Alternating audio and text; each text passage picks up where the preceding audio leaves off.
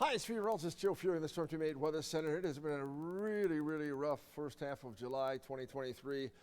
This is historic in terms of, first, the Connecticut River flooding, worst since the late 1800s. The farms being wiped out. And of course, keep in mind the Connecticut farmers, we had 12 days in the month of May with morning lows that were down in the 30s and some 20s, and they got hit hard from the freeze situation. Then we had a drought starting in June, and then all of a sudden we hit July, and it's just been unprecedented.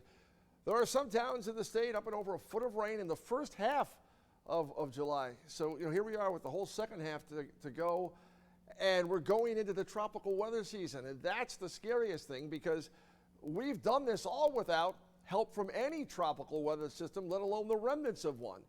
And of course, the ocean waters are extremely warm. One of the big reasons why we're having this, the North Atlantic, the water temperatures are way above average, and that has a significant impact on how pressure systems set up. The latent heat released into the atmosphere, these big pressure domes build.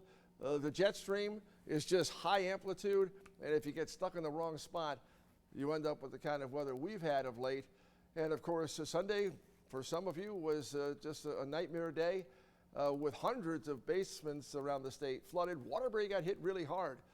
Waterbury upwards of 5 inches of rain and 500 calls for help, and this has got to stop. And we're having a hard time finding a major change in the pattern as we head for at least the next 8 to 10 days. So let's talk about what has happened and what is going to happen. First off, it was Waterbury up around 5 inches on Sunday. Danbury 4 1/4, Guilford close to 4, Groton 3 1/2, Bristol 3 1/2, New Haven over 3 inches. Again, that's all a 1 month supply or more of rain in just one day, and that's why it can't be handled in any way, shape, or form. And now here we are with a flood watch in effect for Litchfield and Hartford County. That's because thunderstorms are going to most likely be popping on the I-84 corridor north on Tuesday afternoon and evening. So that's something to keep in mind. Of course, keeping in mind the Connecticut River continues to flood, and it seems like we're getting the flooding rains followed by the smoke. Yeah, the Canadian wildfire. Smoke is back. Matter of fact, there have been over 25 million acres burned in Canada now. There's 888 fires going. 520 of them are out of control. And so the situation is continuing to get worse up there. By the way, they average about 8 million acres every year burned up there. So they're 3 times above the normal number of acres, 25 million. Just hard to comprehend. And that's the reason why we have the smoky sky today. We'll have the smoke in the sky the next couple of days, Tuesday and Wednesday as well. And, well, it's going to be 70s to start. Tuesday, some fog, a very smoky sunrise. And then smoke tomorrow, 85 to 90 inland, 80 to 85 at the beaches. And then those thunderstorms pop in parts of northern Fairfield, Litchfield, Hartford County tomorrow, late afternoon and evening. South and east of Hartford, you may get away without having much in the storm department. That's the reason why the flood watch is in effect for Hartford and Litchfield County, because obviously we can't handle any more rain. Jeff and Staffordville, 11.89 inches of rain.